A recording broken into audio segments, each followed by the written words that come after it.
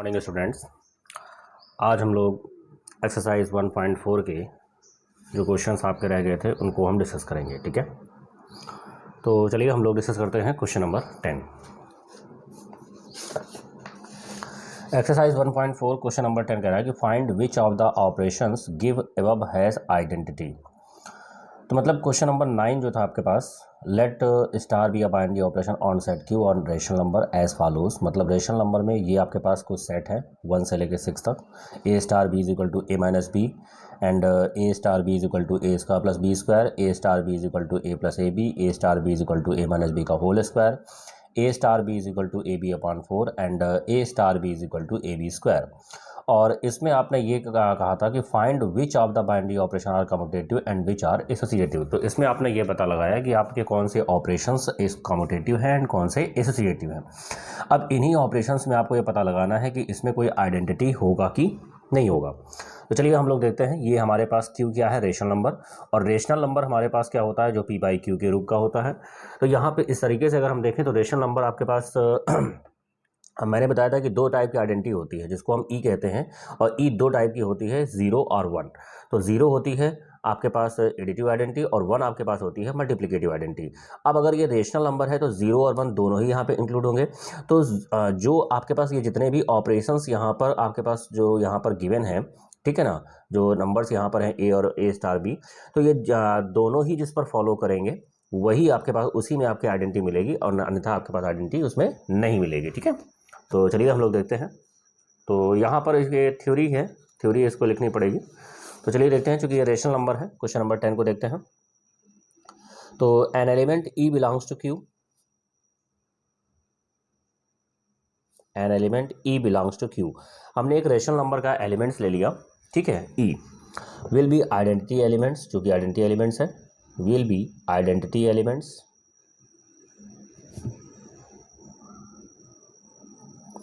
will be identity elements for the operation star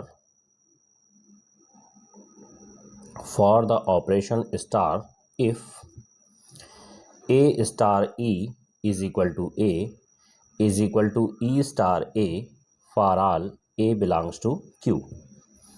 ठीक है, तो हमने आइडेंटिटी एलिमेंट्स लिया ई, जो कि आपका क्यू में यानी रेशनल नंबर में बिलोंग कर रहा है किसी भी ऑपरेशंस के लिए, और इस तरह से वैल्यू को यहाँ पर दिखा सकते हैं। However, there is no such elements. There is no such elements. E belongs to Q with respect to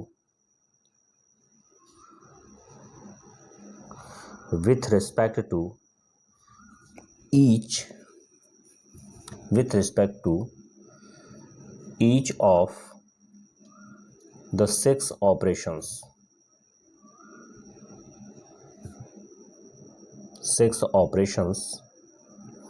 satisfying the above conditions। देखिए यहाँ पे कहने का मतलब ये है कि हमारे पास जो भी इस कंडीशंस को फॉलो करेगा 6 ऑपरेशंस में, वही हमारे पास क्या होगा, आइडेंटिटी एलिमेंट्स फाइंड करेगा। अब देखिए, अगर हम इस कंडीशंस की बात करें कि अगर आप ए स्टार ई निकाल रहे हैं और ई स्टार ए निकाल रहे हैं, और दोनों की वैल्यू किसके इक्वल आनी चाहिए, ए के इक्वल आनी चाहिए, ठीक है ना। और जहाँ पर ये आपका ए क्या है, क्यू में बिलोंग कर रहा है, और आइडेंटिटी एलिमेंट्स भी क्यू में बिलोंग कर रहा है। तो देखिए, अगर हम रेशनल नंबर की बात करें तो रेशनल नंबर में 0 और 1 दो टाइप के एलिमेंट्स हो सकते हैं। तो देखिए, अगर हम यहाँ पर निकालेंगे ए स्टार 0, तो ए स्टार 0 की बात करेंगे, ठीक है, तो ए स्टार मतलब आपके पास कोई भी नंबर्स ले सकते हैं, 2 स्टार 0 ले सकते हैं, तो 2 स्टार 0 क्या होगा, 2 माइनस 0 हो जाएगा। ठीक है, तो 2 माइनस 0 आपके पास क्या वैल्यू आएगी, 2 आ जाएगी। ठीक है, लेकिन अगर आप 0 स्टार 2 लेंगे तो 0 स्टार 2 क्या होगा, 0 minus 2, that will be equal to क्या हो जाएगा, -2। तो आप देख रहे हो कि यहाँ पर जो एलिमेंट्स आ रहा है वो हमारे पास ए नहीं आ रहा है। मतलब जो ए हम ले रहे हैं 2, तो एक जगह 2 आ रहा है और एक जगह क्या आ रहा है, -2 आ रहा है। तो इसका मतलब 0 पे और आपके ऑपरेशंस, आपका ये जो ऑपरेशंस है वो आपका डिफाइन नहीं हो पा रहा है, मतलब इस कंडीशन को फॉलो नहीं कर पा रहा। अगर आप 1 पे भी देखें तो 1 पे भी इसी तरह से कुछ वैल्यू आपके पास हो सकती है। तो 1 पे देखें, देखिए 2 स्टार 1 की बात करें तो 2 स्टार 1 क्या होगा, और ये हमारे पास क्या आना चाहिए, ए के इक्वल आना चाहिए, क्योंकि 1 तो हमने आइडेंटिटी एलिमेंट्स ले रखा है। तो 2 स्टार 1 की बात करें तो 2 स्टार 1 की बात करें तो 2 माइनस 1 इज इक्वल टू क्या हो जाएगा, 1। देखिए 2 नहीं आ रहा है आपके पास। ठीक है, तो यहीं से हमारे पास क्लियर हो गया कि हमारे पास ये जो वैल्यू है ठीक है। तो इसका मतलब 1 आपके पास आइडेंटिटी एलिमेंट्स नहीं है, तो 0 भी आइडेंटिटी एलिमेंट्स नहीं है और 1 भी आइडेंटिटी एलिमेंट्स नहीं है। और रेशनल नंबर में 2 टाइप की आइडेंटिटी आपके पास मिलेगी। इस तरीके से यहाँ पर भी आप देख सकते हैं, यहाँ पर भी जब हम वैल्यू की बात करेंगे तो हमारे पास ए वैल्यू नहीं आएगी, ठीक है। 0 और 1 पर आप देखें तो ए वैल्यू हमारे पास, जो ए को हम कुछ भी कंसिडर कर लें, ए को सपोज करें 2, 3, 5, 6, 9, और जो बी हो सकता है, बी आपके पास 0 हो सकता है और 1 हो सकता है, क्योंकि यही आपके पास 2 आइडेंटिटी होती हैं, ठीक है। तो ये भी आपके पास फॉलो नहीं कर रहा है, ये भी फॉलो नहीं कर रहा है। तो यहाँ पे 6 जो ऑपरेशंस आपके पास गिवन है, तो इसमें से कोई भी ऑपरेशंस आपका फॉलो नहीं कर रहा है।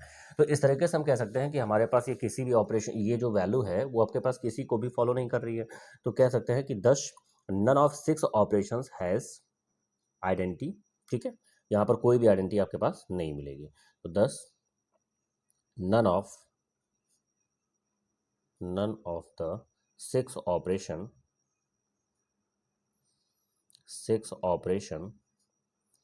has identity, ठीक है। यहाँ पे कोई भी आइडेंटिटी आपके पास नहीं आएगी। चलिए क्वेश्चन नंबर 11 की बात करेंगे। क्वेश्चन नंबर 11 ये कह रहा है कि let A is equal to n cross n and star with a binding operation on A defined by this term A comma B star C comma D is equal to A plus C comma B plus D. तो ए का सी के साथ plus हो रहा है और B का डी के साथ एडिशन हो रहा है, ठीक है। तो ये हमारे पास वैल्यू है। अब इस क्वेश्चन नंबर 11 में आपको ये दिखाना है कि so that star is commutative, ठीक है, so that star is commutative and associative and find the identity elements of for star on A if any. कह रहा है कि आपको जो स्टार है वो कम्यूटेटिव और एसोसिएटिव होना चाहिए, और अगर आइडेंटिटी एलिमेंट्स अगर मिले तो उसको भी फाइंड अप करना है, ठीक है। तो ये हमारे पास क्वेश्चंस है। तो चलिए हम लोग क्वेश्चंस को आगे बढ़ते हैं। तो क्या गिवन है हमारे पास? Given that A is equal to n cross n, star be a binary operation, star is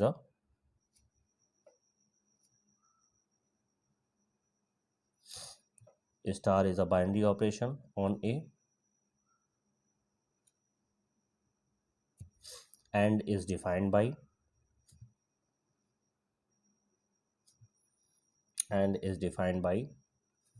A comma B star C comma D। अब देखिए n क्रॉस n है तो इसमें कार्टेशियन प्रोडक्ट टाइप के एलिमेंट्स होंगे, तो यानी आपके पास ऑर्डर्ड पेयर टाइप के, तो A कामा B और C कामा D, इस तरह से 2 एलिमेंट्स हैं आपके पास, ठीक है। तो ये वैल्यू क्या हो रही है? A plus C comma B plus D। Then we have to prove that, proof करना है आपको, स्टार इज कम्यूटेटिव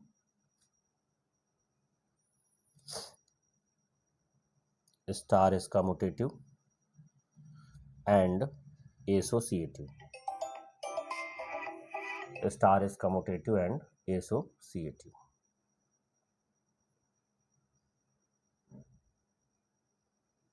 ठीक है।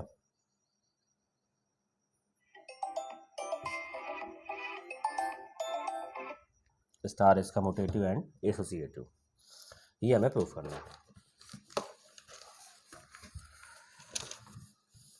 चलिए तो यहाँ पे हमने लेट कर लेते हैं, let A comma B C comma D belongs to A, then A B C D, then A B C D belongs to N, ठीक है ना।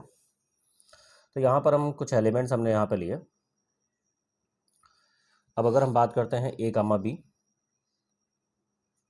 स्टार सी कामा डी, तो क्वेश्चंस के अकॉर्डिंग तो हमारे पास गिवन है, उसके अकॉर्डिंग हम क्या लिख सकते हैं? ए plus C comma B plus D यहाँ पर लिख सकते हैं, ठीक है।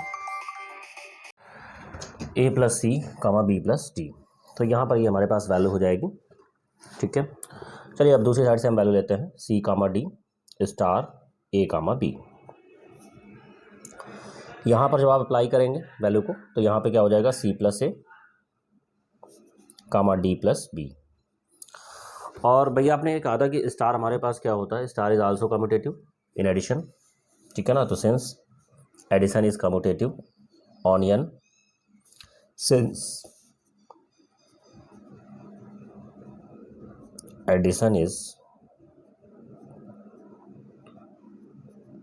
कम्यूटेटिव ऑन एन, तो नेचुरल नंबर में एडिशन क्या होता है? कम्यूटेटिव होता है। तो आप कह सकते हैं कि a plus c is equal to b plus d. और देख सकते हैं दोनों ही इक्वल हैं, तो since a comma B star C comma D is equal to c comma d star a comma b, तो यहाँ पर आप देख सकते हैं कि operation star is commutative. So operation star is commutative.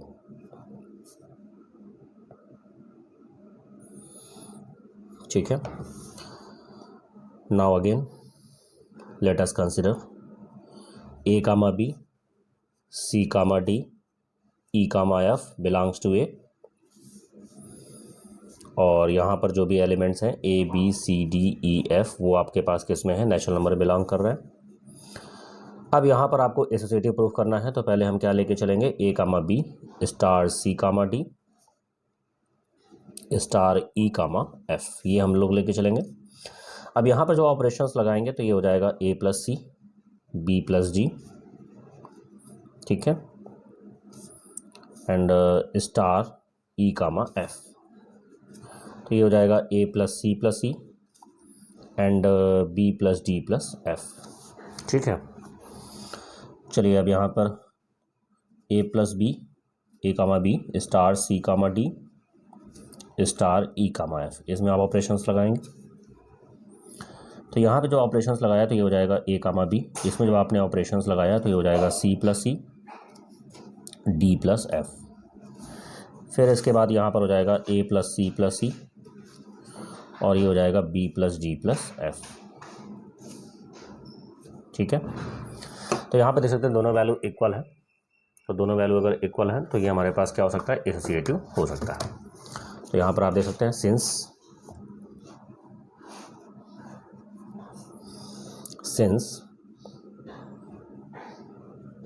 A comma B star C comma d star e comma f is equal to, ये हो जाएगा हमारे पास ए कामा बी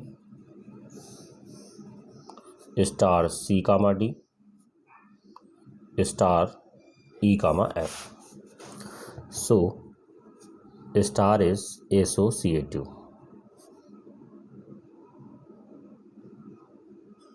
ठीक है, तो यहाँ पर स्टार क्या हो जाएगा, एसोसिएटिव हो जाएगा। अभी चलिए हम इसमें बात करते हैं कि हमारे पास ये आइडेंटिटी एलिमेंट्स यहाँ पर होगा कि नहीं होगा। तो एन एलिमेंट्स, अब देखिए नेचुरल नंबर है हमारे पास, तो नेचुरल नंबर में जो आइडेंटिटी एलिमेंट्स होता है वो क्या होता है, 1। ठीक है, तो यहाँ पर हमने ई कंसिडर किया, an elements E is equal to E1 comma E2 belongs to A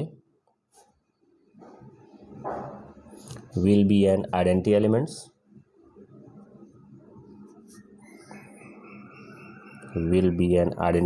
for the operation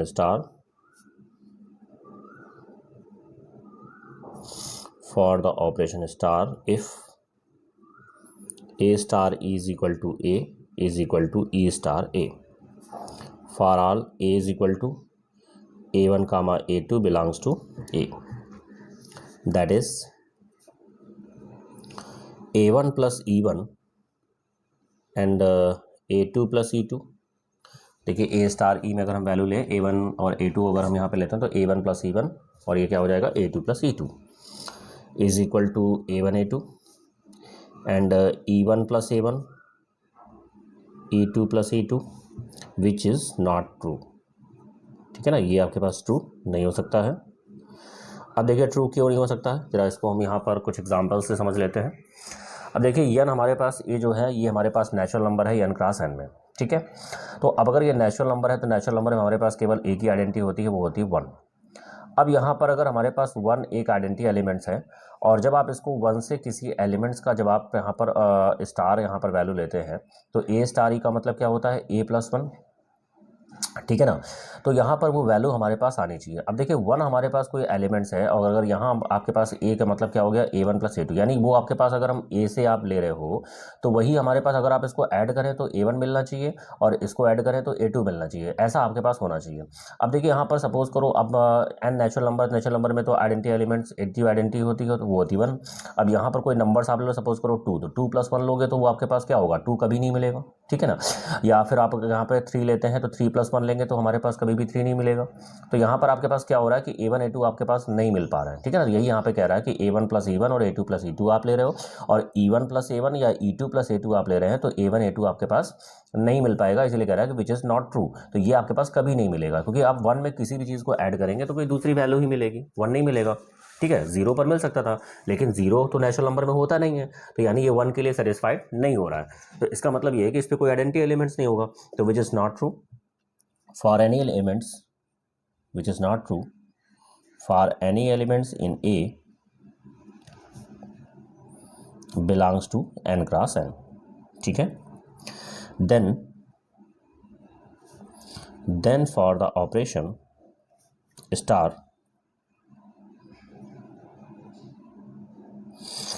then for the operation star does not have any identity elements, ठीक है। तो ये हमारे पास क्या होता है कि जो स्टार है वो आपके पास कोई भी आइडेंटिटी एलिमेंट्स नहीं होगा। ओके, तो आई होप आपको ये क्लियर हो गया होगा, ठीक है। आप दोबारा से इस वीडियो को चला के देख लीजिएगा। क्वेश्चन नंबर 12 की बात करते हैं। क्वेश्चन नंबर 12 में हमारे पास कह रहा है, यहाँ पर कुछ कंडीशंस हैं, ठीक है। कंडीशंस हमारे पास क्या है कि state which the following statements are true और फॉल्स। यहाँ पर कुछ स्टेटमेंट्स हैं, वो पूछ रहा है कि ट्रू और फॉल्स है। For the arbitrary binary operation star on set a star is equal to a for all A belongs to N and star is commutative binary operation on N, then a star b star c is equal to c star b star a. तो ये statement आपके true है कि false हैं, ये आपको बताने हैं। तो चलिए हम लोग फर्स्ट स्टेटमेंट की बात करते हैं। देखिए, कोई भी स्टेटमेंट्स अगर हमारे पास है वो किसी भी स्टार ऑपरेशन एन के लिए किस तरह से डिफाइन हो सकता है। तो define an operation star on N as A star B is equal to A plus B for all A comma B belongs to N. और यहाँ पर हमारे पास गिवन क्या है, गिवन हमारे पास ए स्टार ए किसके इक्वल आना चाहिए, ए के इक्वल आना चाहिए, for all A belongs to N, ऐसा हमारे पास आना चाहिए। चलिए हम लोग यहाँ पर एक एग्जांपल्स के थ्रू इसे समझते हैं। हमने कंसिडर किया let A is equal to B is equal to 3 we have, ठीक है ना। हमने एक एलिमेंट्स ले लिया क्योंकि ए से ए में आपके पास चाहिए। अब यहाँ पे देखिए, अगर हम ए से ए में चाहिए तो आपके पास ए ही आना चाहिए। जो इस कंडीशन को फॉलो करेगा तो हमारे पास ट्रू होगा, ठीक है। तो चलिए हम यहाँ पे कंडीशन को देखते हैं। तो 3 स्टार 3 इज इक्वल टू क्या हो रहा है 6, जो कि 3 के इक्वल नहीं है, और हमारे पास क्या आना चाहिए, ए आना चाहिए। इसका मतलब ये जो स्टेटमेंट है वो आपके पास फॉल्स है। So statement first